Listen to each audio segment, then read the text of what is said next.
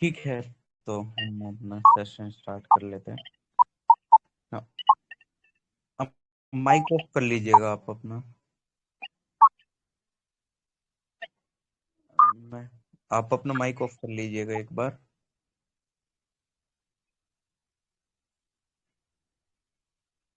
ठीक है, तो हम अपना कल हमने PT 365 जो हम कर रहे हैं पॉलिटी वाली विजन की, तो उसमें हमने प्रिवेंटिव डिटेंशन वाला टॉपिक कर लिया था। नेक्स्ट टॉपिक देख लेते हैं, unlawful activities and prevention act वाला टॉपिक। तो इसमें भी क्या करा है, सेंटर ने डिक्लेयर करा है फुल एसोसिएशन सेक्टर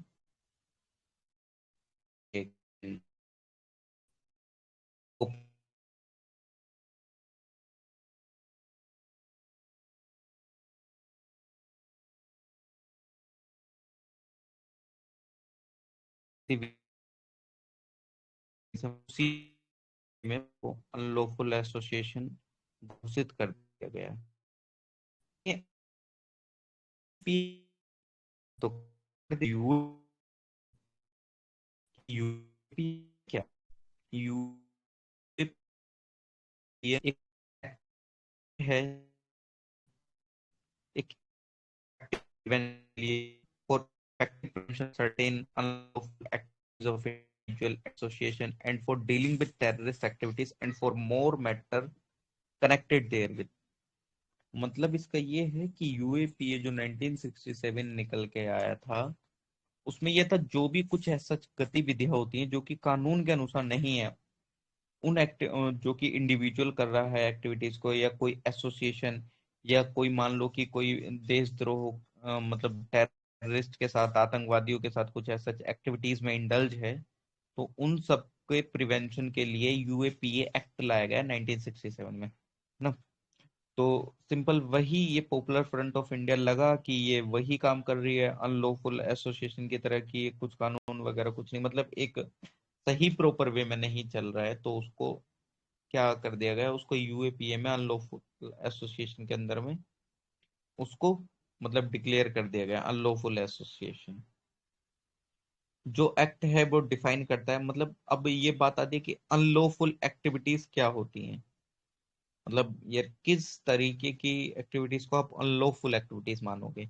ये सेम वही बात हो गई कि आप किस तरीके की एक्टिविटीज को हेट स्पीच मानते हैं और किस तरीके की एक्टिविटीज स्पीच को मतलब फ्री स्पीच मानते हैं। तो सिंपल वही, अगर हम एक्ट के अनुसार जाएं तो अनलॉफुल एक्टिविटीज का मतलब ये है कि any action taken by such individual और association that leads to secession of a part of territory of India, question sovereignty of India और डिसरप्ट इंटीग्रेशन। मतलब कोई भी ऐसी एक्टिविटी किसी एक इंडिविजुअल के द्वारा करी गई है या किसी एसोसिएशन के द्वारा जो कि भारत की इंटीग्रिटी को डिसरप्ट करने में योगदान करती हो, या उसकी सोवरेनिटी पे कोई क्वेश्चन उठा सके, या किसी एक टेरिटरी को या किसी एक पार्ट को भारत के उससे अलग कर सके, जो इस तरीके की चीजों को बढ़ावा देती है, वो अनलॉफुल एक्टिविटीज की कैटेगरी में आती हैं, चाहे वो इंडिविजुअल के थ्रू हुई हो या एसोसिएशन के थ्रू,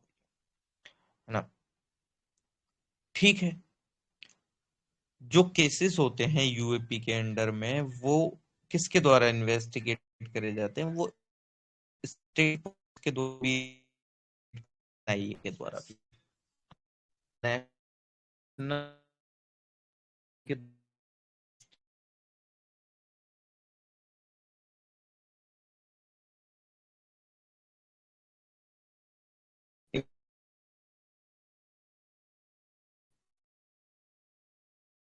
गवर्नमेंट को अलाउ कर देता है किसी एक एसोसिएशन, किसी एक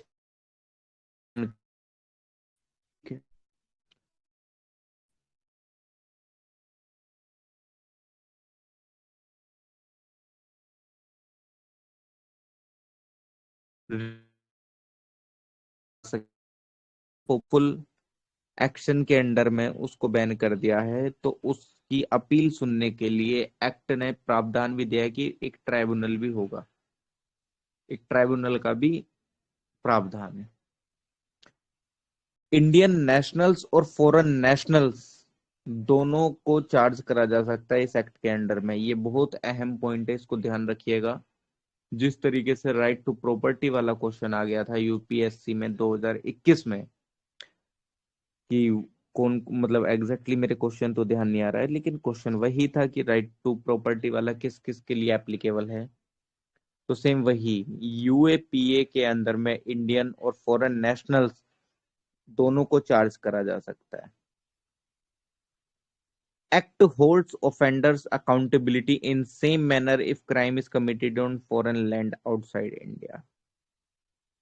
एक्ट उसी वे में काम करेगा, उसी वे में अकाउंटेबल होगा यदि कोई क्राइम कमिटेड हुआ है किसी एक विदेशी धरती पे भारत के आउटसाइड, चाहे वो भारत के अंदर हो चाहे भारत के बाहर हो। एक्ट का जो प्रावधान है वो उसी तरीके से काम होगा, वो उसी तरीके से अकाउंटेबल होगा। यूएपीए को अमेंड करा जा चुका है 2004 में, 8 में, 2012 में और रिसेंटली अभी 2019 में। लेकिन जो ये पॉइंट अभी हमने देखा फॉरेन वाला, इसको ध्यान रख लेना, ये बहुत अच्छी चीज है प्रीलिम्स के हिसाब से। क्या ये एक ऐसी चीज थी जो कि इस तरीके की गतिविधियों को रोक सकती है? यूएपी ही एकमात्र ऐसा टूल है हमारे पास लेजिस्लेशन का जो कि इस तरीके की गतिविधियों को रोक सकता है, चाहे वो अनलॉफुल एक्टिविटीज हो, चाहे देश की सोवरेनिटी को, संप्रभुता को कुछ हानिकारक कर रही हो चीज। क्या सिंपल यूएपीए ही है हमारे पास? नहीं, कुछ चीजें पहले भी थी इस चीज को प्रिवेंट करने के लिए। पहला प्रिवेंशन डिटेंशन एक्ट आया था 1950 में, जो कि एंटी नेशनल एलिमेंट्स को प्रिवेंट, मतलब to prevent anti national element from carrying out act that are hostile to nation security and defence, जो कि कुछ इस तरीके की गतिविधियों को रोकता था जो कि नेशन सिक्योरिटी और डिफेंस को हानिकारक हो। फिर मीसा आया था 1971 और 77 में, मतलब maintenance of internal security act, जिसको 44th अमेंडमेंट 1978 ने रिमूव कर दिया था मीसा को। फिर foreign exchange and prevention drug smuggling activities act आया था 1974 में। फिर वही टाडा आया था 1985 में, पोटा आया। मतलब कुल मिला के ये एक्ट पहले, मतलब ये एक्ट भी हैं जो कि इस तरीके की गतिविधियों को रोकने के लिए कारगर हैं, काम करते हैं। अभी ठीक है, हमने अभी देखा रिसेंटली यूएपीए को अमेंड करा गया 2019 में। तो यार 2019 में करा गया तो क्या क्या करा गया, वो हमको चीजें थोड़ा सा जाननी होंगी कि क्या चीजें हैं क्या चीजें नहीं है। तो अगर मैं डिटेल्स की बात करता हूँ यूएपीए एक्ट की 2019 की, तो पावर टू डेजिग्नेट टेररिस्ट, कि किसी भी को टेररिस्ट घोषित करने की एक पावर, किसको? सेंट्रल गवर्नमेंट को। सेंट्रल गवर्नमेंट किसी भी एक ऑर्गेनाइजेशन को एक टेररिस्ट ऑर्गेनाइजेशन घोषित कर सकती है इफ अगर वो कमिट, मतलब या अगर वो इंडल्ज पाई जाती है किसी टेररिज्म वाली गतिविधि में, ये टेररिज्म के लिए प्रिपेयर हो रही हो, ये प्रमोट करती हो टेररिज्म को, ये किसी अन्य तरीकों से टेररिज्म में इंडल्ज हो, ये एक्ट एम्पावर करता है गवर्नमेंट को कि इस तरीके के इंडिविजुअल्स को एज अ टेररिस्ट घोषित करा जाए सेम ग्राउंड पे। मतलब हम किसी ऑर्गेनाइजेशन को भी टेररिस्ट ऑर्गेनाइजेशन घोषित कर सकते हैं, हम किसी इंडिविजुअल को भी ऐसा कर सकते हैं। किसी की भी प्रॉपर्टी को सीज करा जा सकता है एनआईए के द्वारा, नेशनल इन्वेस्टिगेशन एजेंसी के द्वारा। जो इन्वेस्टिगेटिंग ऑफिसर होगा वो एक प्रायर अप्रूवल लेगा डीजीपी से कि इस प्रॉपर्टी को सीज करने के लिए या नहीं। अगर वो सब इंडल्ज पाया जाता है टेररिज्म में कोई व्यक्ति, उस घर का, ये तो उसके घर को सीज वगैरह करने के लिए उसको डीजीपी से परमिशन लेनी पड़ती है। एनआईए के द्वारा इन्वेस्टिगेशन होती है, इन्वेस्टिगेशन कंडक्ट करी जाती है ऑफिसर्स रैंक, जो कि डीएसपी की रैंक पे होगा या एसीपी की रैंक पे या उससे ऊपर रैंक पे। एक्ट एम्पावर करता है ऑफिसर्स को एनआईए के या रैंक जो भी इंस्पेक्टर की रैंक है उससे अबव की, कि वो इन्वेस्टिगेट कर सकते हैं केस में। कन्वेंशन की अगर मैं बात करूं, जो schedule under original act list 9 treaties in, मतलब कुल मिलाकर 9 ट्रीटीज वगैरह इन्वॉल्व हैं, जिसमें कि convention for suppression of terrorist bombings, convention against taking of hostage 19, UAP, international force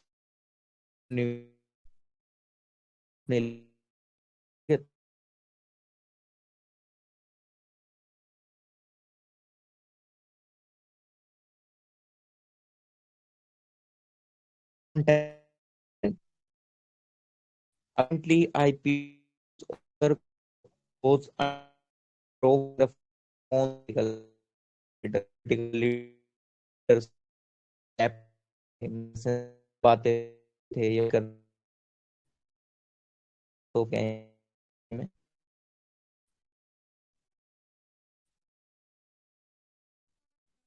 phone tapping का मतलब है, phone tapping refers to monitoring of internet based communication and phones by a third party by secret means। मतलब किसी एक तीसरे व्यक्ति के through आपकी बातों का सुनना या उसकी पूरी गतिविधि को देखना कि ये क्या, मतलब इन द सेंस कि क्या क्या बातें कर रहे हैं क्या सब, या कुल मिलाकर चोरी से किसी की बातें सुनना फोन पे। आजकल हम डिजिटल हो गए हैं, पहले तो दीवारों के कान होते थे, लेकिन अब तो हम फोनों के कान हैं, तो हम बता सकते हैं ना, तो उस वे में तो ये फोन टैपिंग है। ठीक। अब अगर मैं इसमें बात करूं इंडियन टेलीग्राफ एक्ट 1885 की, तो जो सेंट्रल और स्टेट गवर्नमेंट है उसको राइट है कि वो फोन को टैप कर सकती है, और स्टेट गवर्नमेंट को क्या है, राइट कि फोन, ये बात तो समझ जाती है। स्टेट में पुलिस को पावर होती है फोन को टैप करने के लिए, कि रिकॉर्डिंग वगैरह क्या क्या बातें हुई इस तरीके से निकालने के लिए। सेंटर में 10 एजेंसीज को ऑथोराइज है ये गतिविधि करने का, कि मतलब कौन कैसे फोन टैपिंग वगैरह ये सब से रिलेटेड। तो 10 एजेंसी ऑथोराइज हैं इस सब काम के लिए। एक तो आईबी, सीबीआई, ईडी नारकोटिक्स वाली हो गई, रेवेन्यू हो गया, है ना, तो रो हो गया, ये सब। अगर टैपिंग किसी एक अन्य एजेंसी के थ्रू करी जा रही है तो वो एक इलीगल समझा जाए। और जो ऑर्डर्स हैं वो इशूड करे जाएंगे किसके द्वारा, जो सेक्रेटरी है union minister of home affairs का, या कोई इसका स्टेट काउंटर पार्ट। ठीक है ना। मतलब कुल मिला के जो ऑर्डर्स हैं फोन टैपिंग वगैरह इस तरीके के ऑर्डर्स इशू करे जाएंगे किसके, सेक्रेटरी या यूनियन मिनिस्टर जो है होम अफेयर्स के, उनके द्वारा। If in case of emergency, तो लोअर अथॉरिटीज भी चल,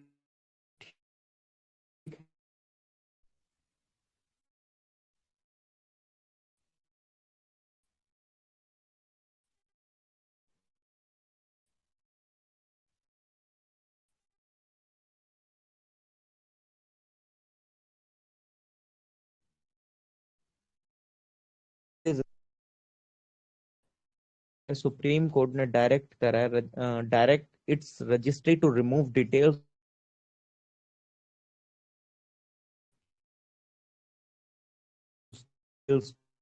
को उससे करने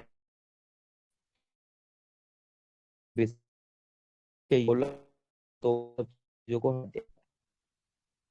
आखिरकार राइट टू बी फॉरगॉटन है क्या? राइट टू बी फॉरगॉटन एक राइट है कि have publicly available personal information removed from the internet search database website और any other public platform once the personal information in question is no longer necessary।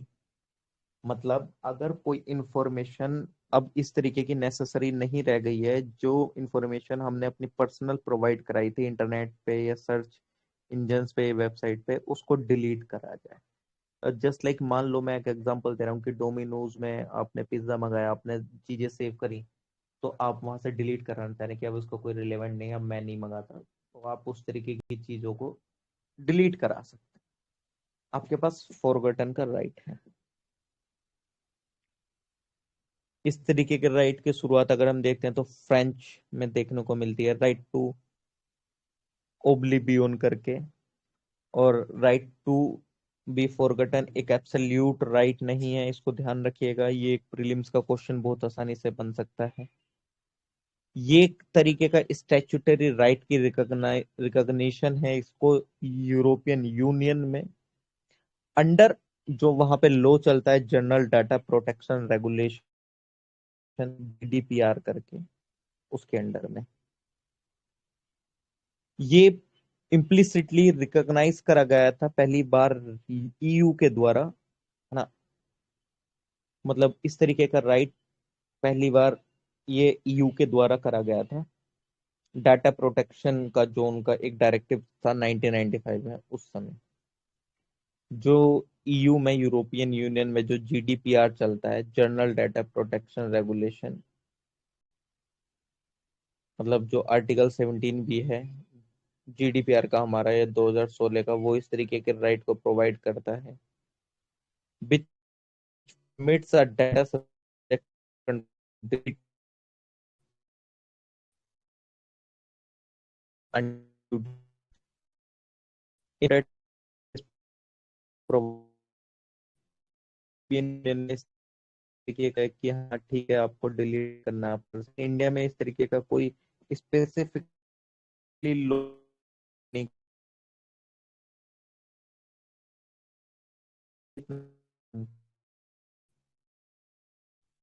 अगर मैं बात करूँ तो for case पुट्टिका 2017 में, KS Puttaswamy versus union of India, supreme court ने recognise करा राइट टू बी फॉरगटन को एक राइट टू लाइफ, जो आर्टिकल है हमारे 21 में, उसका एक अहम पार्ट के तरीके में। लेकिन उसने बोला कि सुप्रीम कोर्ट ने ये भी बोला कि जो राइट टू बी फॉरगटन है, वो कुछ रेस्ट्रिक्शन, मतलब कुछ रेस्ट्रिक्शन भी हैं उसमें सर्टेन कंडीशन में, that it could not be used if material in question was required for the, ये यूज नहीं करा जा सकता है अगर रिक्वायर करा गया है कोई क्वेश्चन की, मतलब उसके बारे में पूछेगा, right to freedom of expression and information, fulfilment of legal responsibilities, है ना।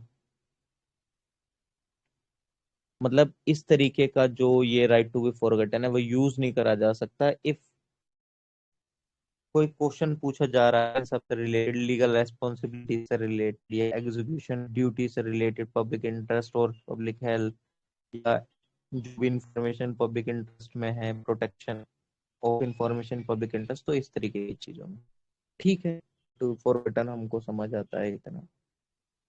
तो अब हमारा अदर इम्पोर्टेंट न्यूज के बाद जो हमारा पॉलिटी का P65 का जो फर्स्ट सेक्शन है, इशूज रिलेटेड वाला, issues related to governance, I think यही है। एक बार देख लेते हैं क्योंकि हमने काफी टॉपिक इसमें कवर तो कर लिए हैं।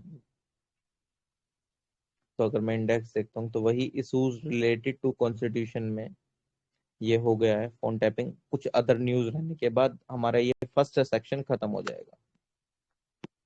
तो हम फर्स्ट सेक्शन अपना खत्म कर लेते हैं आज। माइनॉरिटी स्टेटस से रिलेटेड है। माइनॉरिटी स्टेटस इन इंडिया एक है, सरना रिलीजन डिमांड, एक आर्टिकल 370 से रिलेटेड है, 42 145। तो इसको यहाँ तक खत्म कर लेते हैं। तो माइनॉरिटीज स्टेटस इन इंडिया से रिलेटेड अगर हम बात करते हैं तो कॉन्स्टिट्यूशन सबसे पहली बात कोई भी माइनॉरिटी जैसा कोई वर्ड डिफाइन नहीं करता है। ये आप लोगों को बात करो माइनॉरिटी, उनके आर्टिकल 29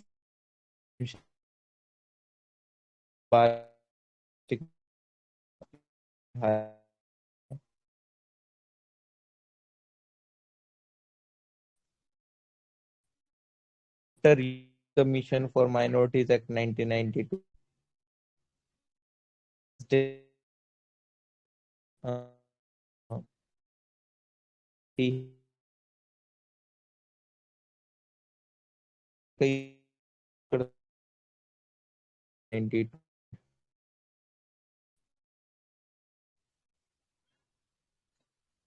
ठीक है ना। अगर मैं वहीं पे हम बात करता हूँ सरना रिलीजन डिमांड की, जो कुछ बहुत सारे ट्राइबल कम्युनिटीज हैं जो कि 5 स्टेट में रहती हैं, जैसे कि झारखंड, उड़ीसा, असम वगैरह में, तो उन्होंने डिमांड करी है कि सेंटर रिकॉग्नाइज करे उनके रिलीजन को एज सरना। जो कुछ ट्राइबल कम्युनिटीज रहते हैं उनकी डिमांड है। सरना एक रिलीजन बेस्ड कंसेप्ट है नेचर वर्शिप का, जो कि फॉलो करा जाता था वहाँ के ट्राइबल लोगों के द्वारा अलग अलग राज्य में। ये किसी एक राज्य की बात नहीं है। अगर आर्टिकल 370 और 35A के बारे में देखें तो ठीक है ओवरऑल। अगर हम article 370 abrogation and article 50A के बारे में देख रहे हैं तो 2019 में हटा गया था, आपको पता है। उनका एक अलग झंडा था, उनका एक एक तरीके से उनका पूरा अलग चलता था। उन सब के विलय के प्रोसेस में इसको भी अंदर लाना पड़ा एक तरीके से। 370 के, ये तो हम वैसे ही मजाक कर रहे हैं, बट हाँ 2019 में पास हुआ था। एक तरीके से आपको इसके बारे में पता ही होगा वैसे। वहीं पे आर्टिकल 142 की बात करूं, सुप्रीम कोर्ट क्या कर सकता है, मतलब सुप्रीम कोर्ट क्या कर सकता है इन द सेंस कि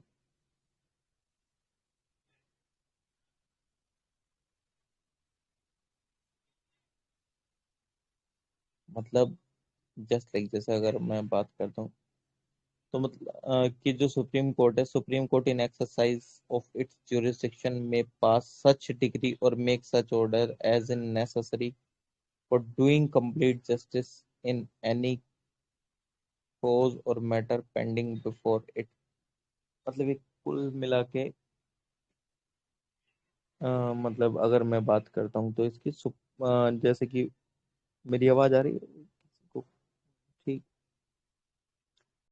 सुप्रीम कोर्ट क्या बोल जा रहा है कि in exercise of it jurisdiction on may pass such decree और make such order as for doing complete justice any case और मैटर पेंडिंग बिफोर इट। मतलब किस तरीके का एक इमोशन, मतलब एक कंप्लीट जस्ट करना है जो भी मैटर सामने के ना 45 क्या कि बैंक से रिलेटेड है, मेजोरिटी लेसर बैंक की, जो मेजोरिटी बैंक और जो मतलब इफ अगर माइनॉरिटी बेंच में जज ज्यादा है और मेजोरिटी में कम है तो बात उनकी सुनी जाती है। तो माइनॉरिटी जो है वो है ये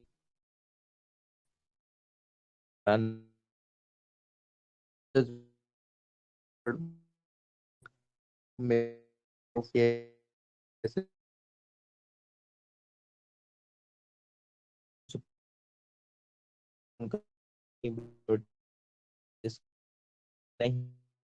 नहीं